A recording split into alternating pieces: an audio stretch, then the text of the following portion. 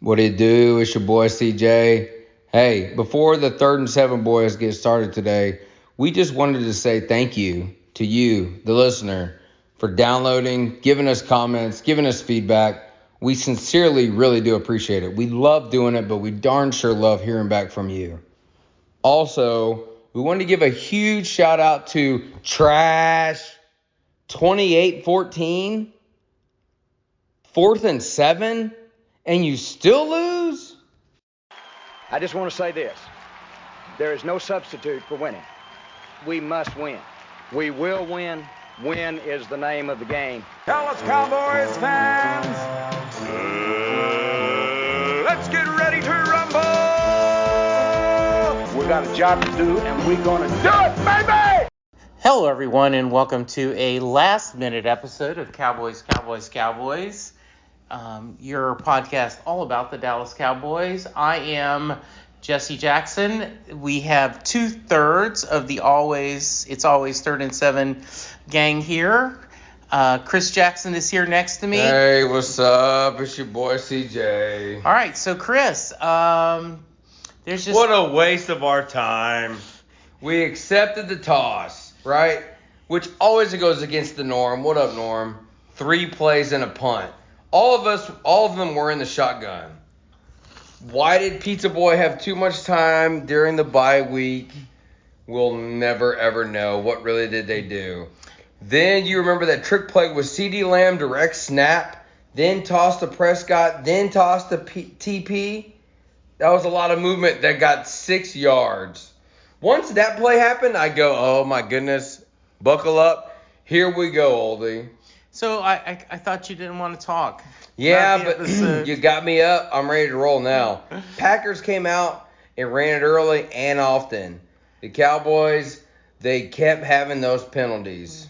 Then Cowboys caused turnovers. But then right coming back on the train of Cowboys, Dak Prescott throws it.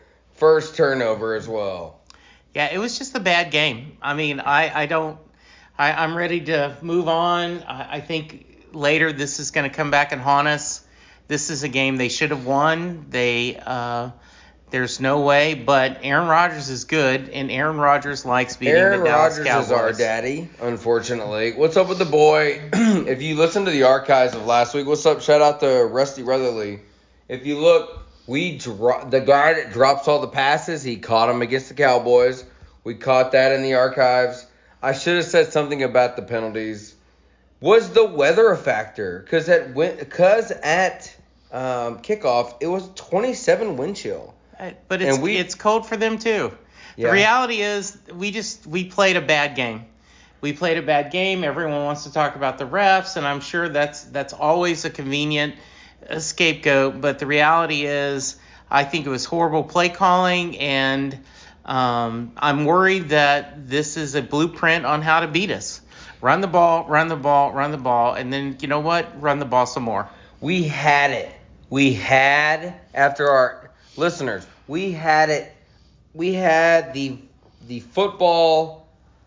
We had it. And Aaron Rodgers is a rattlesnake, and that's what a rattlesnake will do. Aaron Rodgers, we are his baby. He can take us anytime he wants, and so... Shout out to CeeDee Lamb, first 100-yard receiver. But it looked like it was tough for him to actually get those 100 yards. He sucks. No, he doesn't. No, well, okay. JW is turning heel. Yes, no, sir. He sucks. Yes, sir. Okay, my question is, did Parsons actually play? No. I saw him, I guess, but I didn't see him. I think he had the flu. I don't know. He was worried about something else. Rodgers was only 2-29 with the Packers, trailing by 14 or more in the fourth quarter. Yeah, I don't care about numbers. All I just know the Cowboys suck. He is 22 touchdowns and only 1 interception against the Dallas Cowboys in his career. He owns us.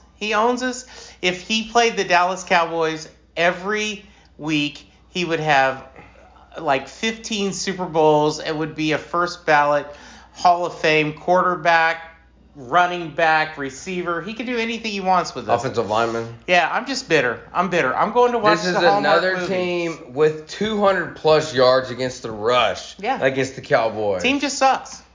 The Cowboys are not the league leader in penalties, but do league in personal fouls and unnecessary roughness. We're not going to win another game the rest of the season.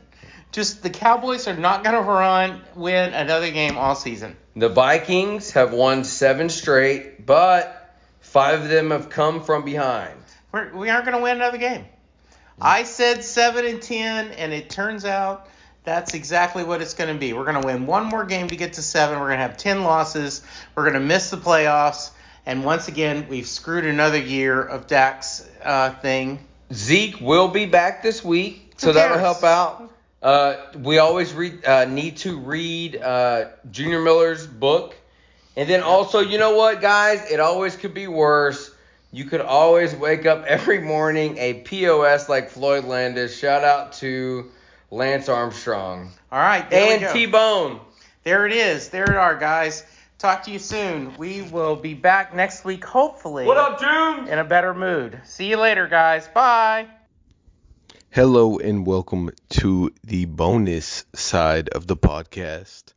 This is the last third of the 3-7 boys on the Cowboys, and one more Cowboys podcast. Got to give you a little insight. Got the podcast from the boys tonight. It was a short one. People had feelings. And that's okay. It was a rough game.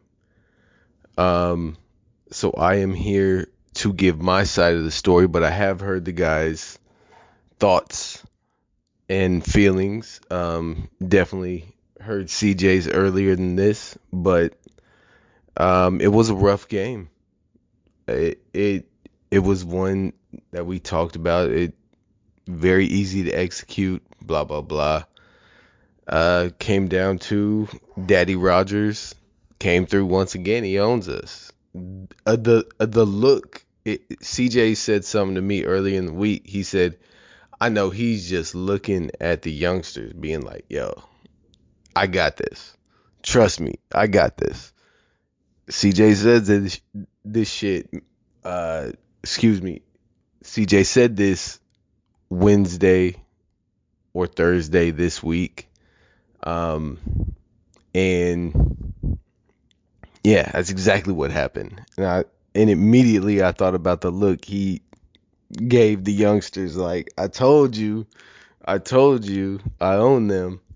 Yeah, it was rough, man. It was a bad game, but there is light at the end of the tunnel. Still an explosive team. Wide receivers still not doing it. I still think there should have been a play for a Beckham or somebody. I think a playmaker could have changed that game. But it is what it is. It's in the famous words of Little Yachty, a.k.a. Lil Boat. It gets cold like Minnesota. And we got the Vikings playing at the highest level. I watched their game because they came on right before the Cowboys last week. So I caught the end of the game. When I started, they were down like 14 points, 17 points. And then they came back, tied it up, went to overtime, and then won it. And they just keep doing this. They're the comeback kids. So it's going to be an interesting game. There's a lot on the line right now. The Cowboys need to win. The Vikings need to keep winning. I think the Cowboys could catch them. I'm the optimist when it comes to sports, because why not?